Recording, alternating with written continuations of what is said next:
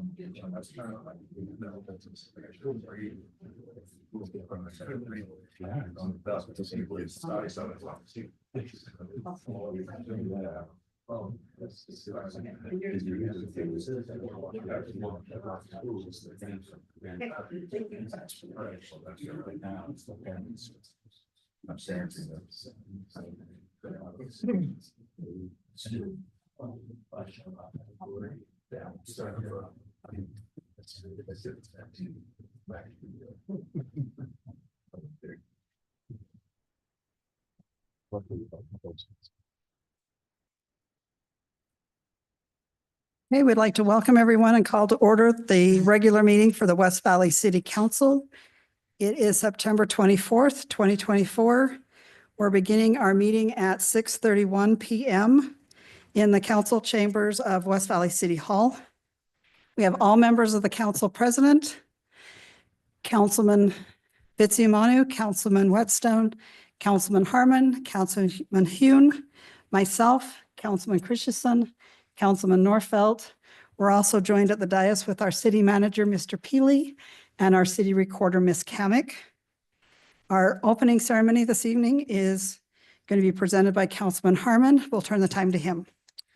Thank you, Mayor. If we can all stand and join with me in reciting the Pledge of Allegiance. I pledge allegiance to the flag of the United States of America and to the republic for which it stands, one nation under God, indivisible, with liberty and justice for all.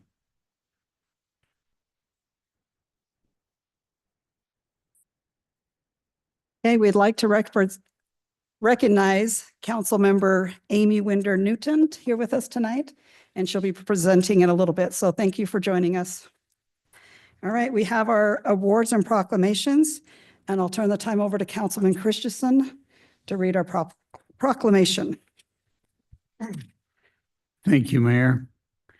This is a proclamation by the City Council. Whereas West Valley City takes pride in its sense of community, family values, and citizen involvement, and whereas local and national research show that many Americans think a good neighbor is someone who is quiet and leaves them alone. While the majority of Americans do not know the names of their neighbors or engage with them in any meaningful way. Whereas research shows that knowing your neighbors helps to create a neighborhood that is safe, friendly, and clean, with reduced crime and increased life expectancy. And whereas we are created for social connections, and research shows that developing positive neighbor relationships can develop local leaders, aid in community decision-making, improve emergency preparedness, and create more inclusive communities. And whereas current research shows many Americans suffer from a lack of personal relationships, which leads to isolation, depression, and anger, and developing relationships and lessening the distance with our neighbors can help us overcome loneliness, depression, and isolation. And whereas knowing your neighbors has the power to build safer, healthier, and a more inclusive community neighborhood by neighborhood. And whereas knowing your neighbors has the power to build good neighborhoods and vibrant communities, now therefore, I, Mayor Karen Lang, on behalf of the West Valley City Council, do hereby proclaim September 28, 2024, as National Good Neighbor Day in West Valley City, and encourage the residents of West Valley City to participate by introducing yourself to, getting to know, and celebrating your neighbors. Thank you. Thank you. We're now going to turn some time over to Mr. Whitehead to come and explain a little bit about the My Hometown program.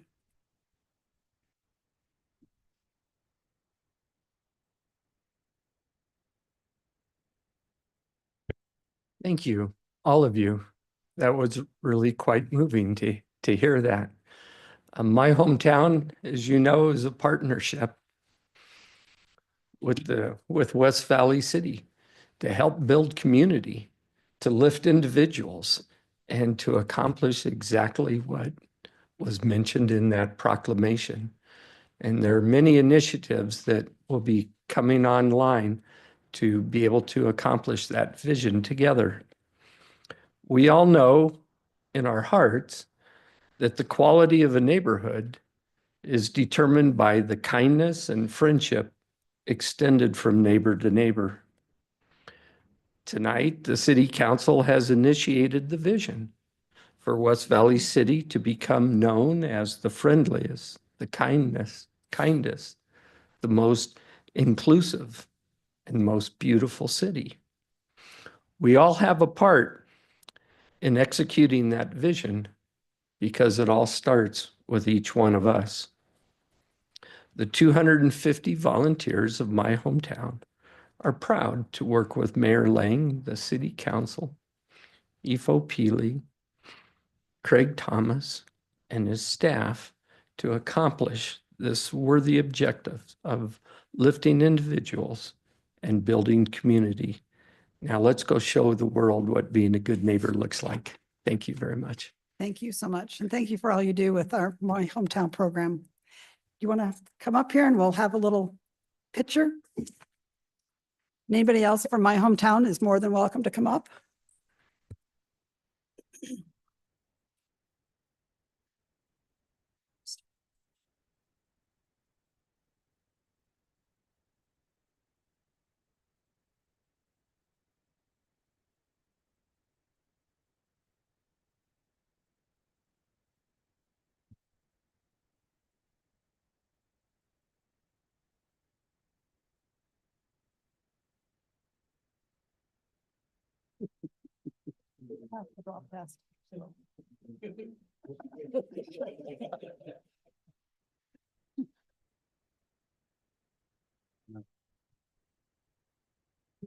Good looking group.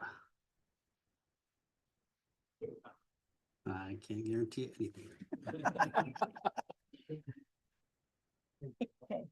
Thank you.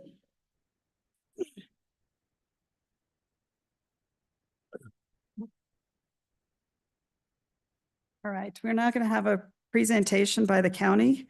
We're going to excuse Mayor Jenny Wilson. She's stuck at another presentation, but we're joined by Council Member Amy Winder Newton, who is going to give the presentation. Well, thanks for having me, Mayor and Council. It's so great to be here. And Mayor Wilson, I got a text as I was driving that they were up at Sandy doing the same presentation, and they said, "You're on your own. We're not gonna get there in time." So anyway, we're gonna tell you a little bit about our public safety bond. There's a few things I just want to highlight. First of all, that this bond does 4 things, and it'll be on the ballot this November. But we're going to see fewer repeat offenders. We are going to save tax dollars. We're going to increase jail capacity, and we're going to look at new ways, game-changing ways to do things. And so I'm going to talk a little bit about that. The first thing that this bond will do, it's a $507 million bond. And some people are like, wow, that's a lot of money for a building. But it's because the bulk of those funds are to add on to the jail. And as you know, high security facilities are expensive.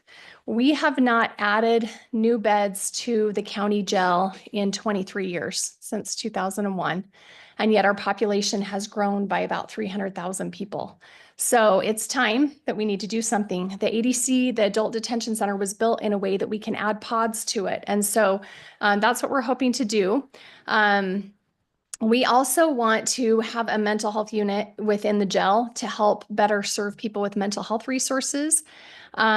We will close down Oxbow, which is just across the street there.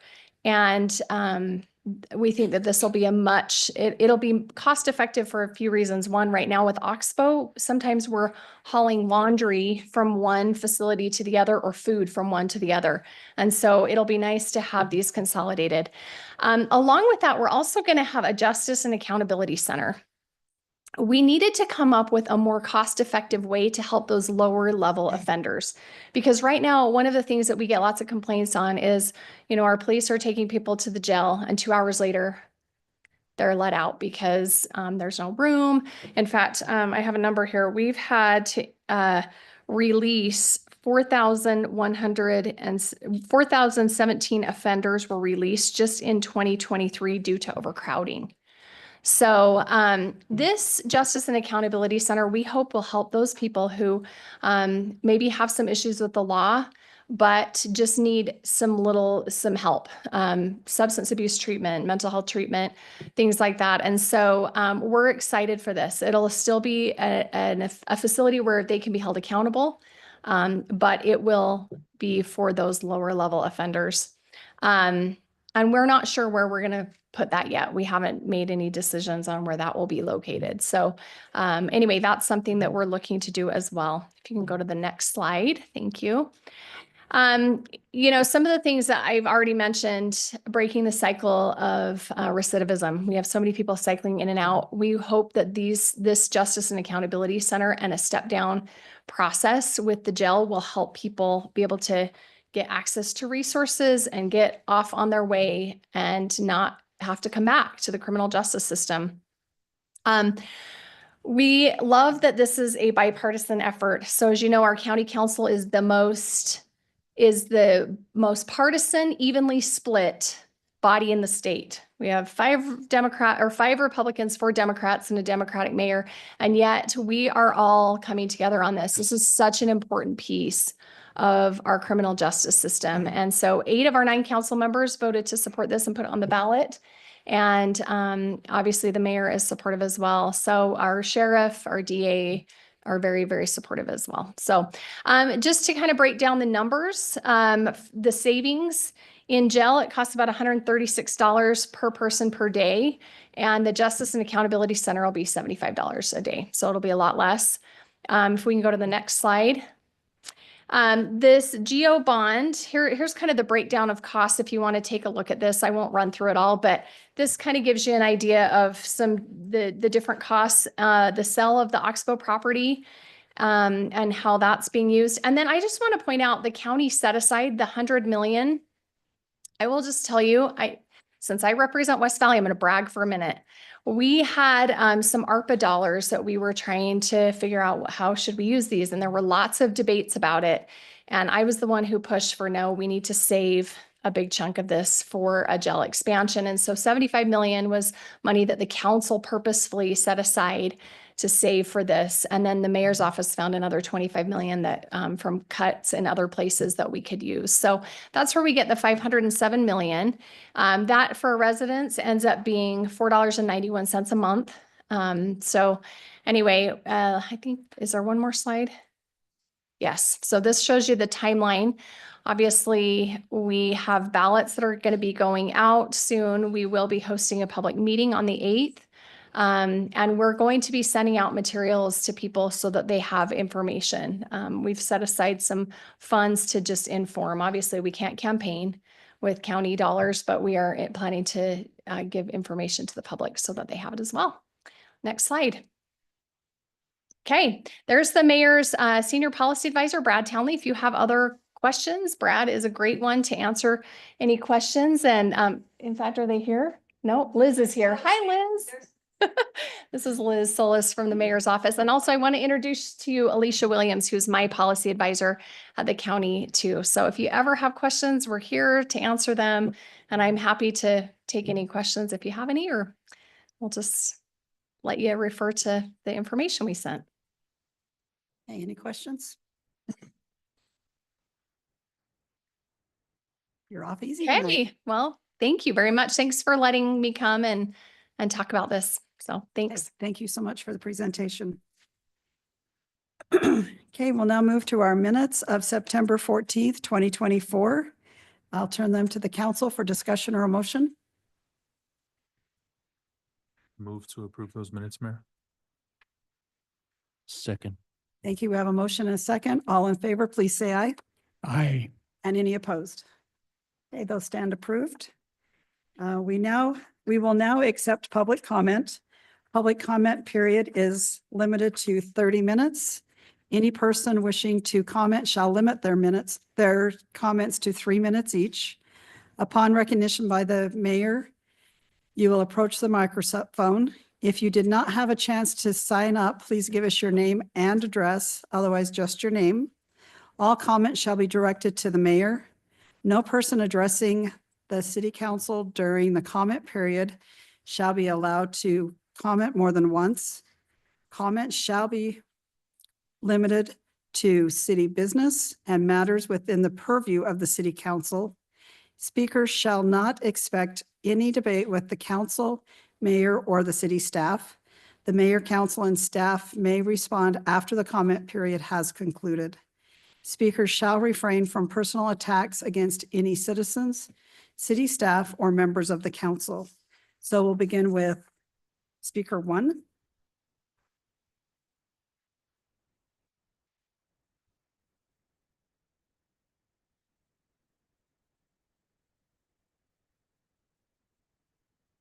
Hello, my name is Karina McClellan, and I'm with the Ability Inclusion Services, a nonprofit organization that serves adults with disabilities in Salt Lake County and the surrounding areas. And I am here today just to share our services with the council and the community. In our Community Day program, we have a creative arts department where participants can express themselves through painting and mixed media crafts. We will proudly showcase their talents in our annual art show that will be held on Thursday, October 24th at our center in West Valley.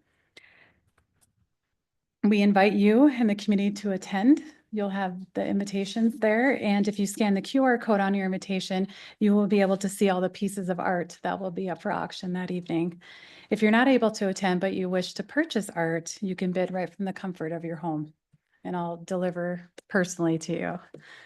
As part of our Community Day program, we have an indoor and outdoor fitness center that's adaptive and staffed by a full-time exercise specialist in partnership with students from the University of Utah, Salt Lake Community College, and Joyce University.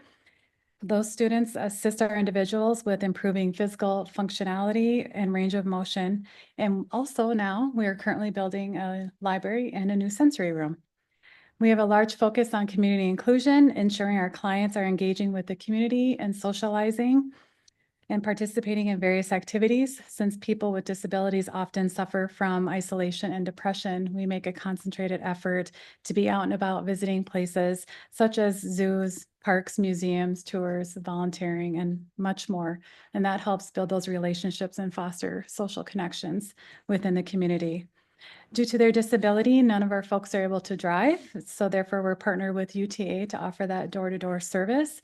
We also have our own fleet of accessible vehicles that we utilize for outings and appointments.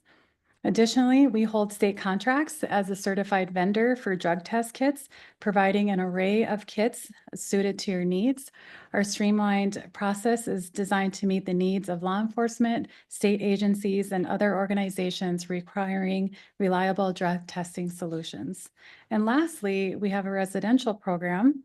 We have 3 properties located in West Valley and South Salt Lake, and we're looking to build a 12-unit complex. Our residential program provides support with daily living skills, grocery shopping, community activities, as well as financial and medical case management. As you know, there is a lack of ADA compliant housing in the state of Utah, and we appreciate the council's support in addressing this critical issue and to help us create a more inclusive environment for the unique population that we are privileged to serve. Thank you. Thank you. Speaker 2.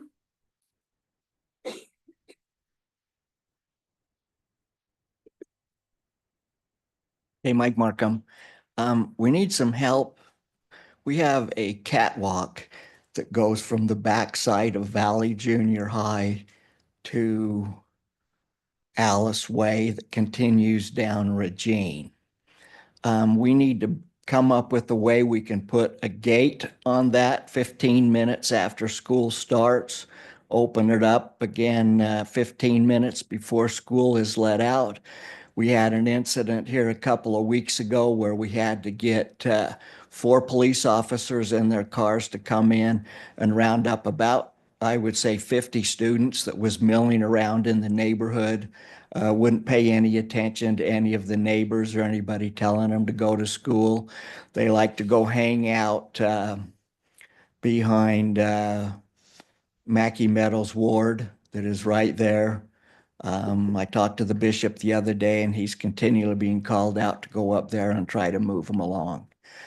I don't know if it's something that the city can do, put a gate up, but it would help. I've already talked to the school. They tell me that they don't think they have the authority to do that.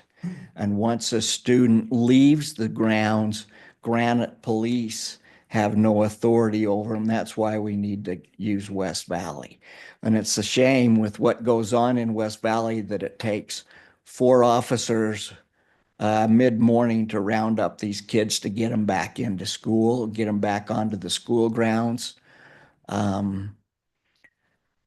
You know, if we can do that, if you can check into it, see what we can do to take care of that, that's a lot of officer time to round up those kids. And about 75% of them were all Hispanic males. So, you know, I think that's something we need to look at. And also one quick comment. I think if West Valley City dollars are used for my hometown, all of West Valley City needs to be covered. Because I've got some people in my neighborhood that I would even pay for the paint if somebody would come in and paint the house. It's not been painted in the 45 years the house has been built. So that's it. Jim can Thank have you. my time. Thank you. Speaker 3. I got 30 minutes. Oh, okay. Good evening, Mayor and Council. Jim Visak. As soon as he said cat, it perked me up, and then he said catwalk. I'm like, okay, that's not cats. Indulge me, I'm gonna do something different tonight. In the next few days, in your daily thoughts, prayers and stuff, I would like you to keep the Christensen family in your mind. They've had some hardship the last couple weeks. And Don has served this community for a long time. So has his wife. And I think it'd be a good thing in your daily prayers, thoughts, or whatever, if you'd keep them, you know, in your hearts and minds. That's all I have tonight. Thank you. Speaker 4.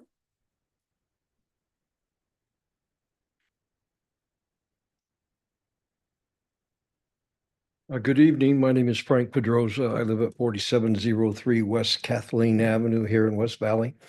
I'm here for a couple things, I think, tonight.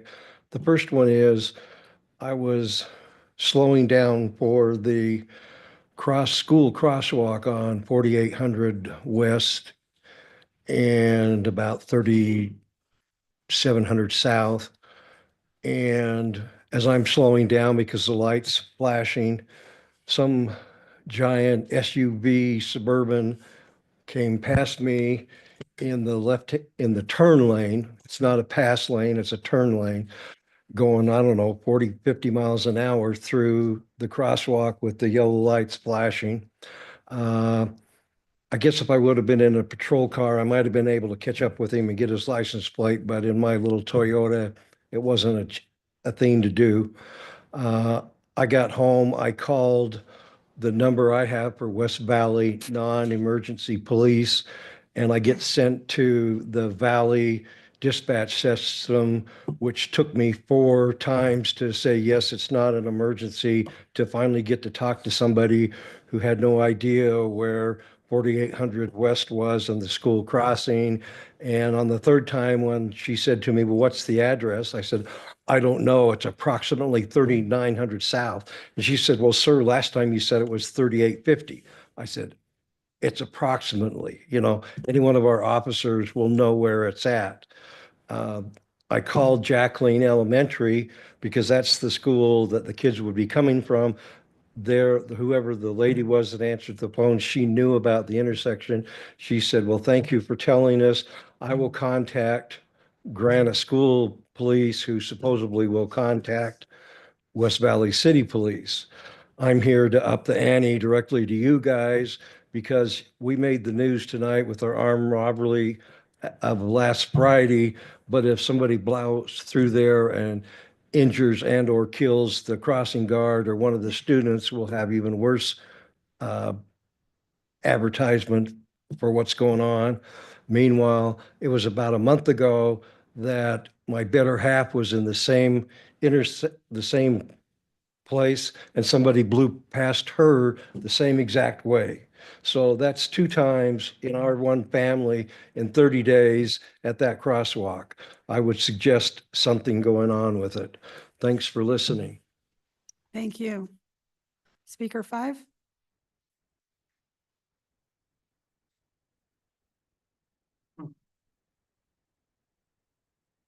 Mayor Lane. I've never actually attended one of these before. We've been in West Valley about 4 years. My name is Josh Randall. I just ran for U.S. Senate. I've thought about running for something on this council at some point, but I don't know if any of you guys are thinking about stepping down in the near future. But I think West Valley has a lot of potential. It could be a great place. When I've talked to my wife, we've got 6 kids, 10 and under. We'd like to have these be the best high schools in the state of Utah. I've got a brother over in Corner Canyon who wants, Draper, Corner Canyon, who wants to argue that and wants he's got 10 kids. And he'd like to see his high school be the best in the state of Utah.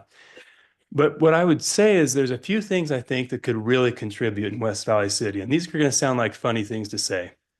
Parking and truancy of our students. If we could somehow either craft some laws that aren't already the books or enforce the laws that are on the books for our parking and for our kids in schools, I'm convinced that it can have a huge effect. You've probably heard this phrase, by small and simple means. I believe that. I believe the morale of our city would be really, really boosted if we wouldn't park so close to driveways or even block driveways or park on sidewalks so much or park in front of fire hydrants or park on a street corner right under a yield sign or a stop sign where people can't see around the corner. It's causing a lot of safety issues. I mean, I guess I'm a little more concerned because I've got kids who go down the sidewalk and they're worried that they can't see cars that are coming and pulling in and out because there's some that are covering the sidewalks and some that are covering the streets. So I don't know what the discussion is on that. I figure we have 145,000 people or so in this city. Maybe I'm wrong. I think about, we need 300 officers to cover 500 apiece. We probably don't have that many officers. Maybe we do. I don't know.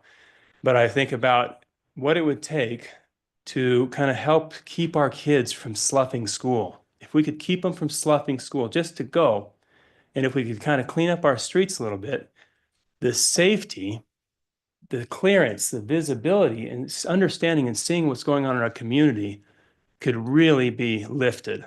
I'm absolutely convinced of it. So I don't know how I can help. My contact information is back there on speaker number 5. I'd be glad to talk and interact with anybody and help however we can. My wife is very active as well in the community. She ran my Senate campaign, but we want to help however we can. So we just want to make this the best city as possible. And so that's pretty much all my comments. Thank you for taking a few minutes and listening. So, thank you. Okay, thank you. All right. Was there anyone online tonight? And is there anyone else that wished to speak that did not have a chance? Okay, seeing none, we will close the public comment and ask the council if they have any comments. Okay. Seeing none, we'll move on to our ordinances. We'll start with ordinance 24-40. This is an update to the appeal process for employee discipline cases. It clarifies appeal filing requirements, establishes a specific timeline for hearings, outlines general procedures, and details evidence to be considered by the ALJ. So I'll turn this issue to the council for discussion or a motion.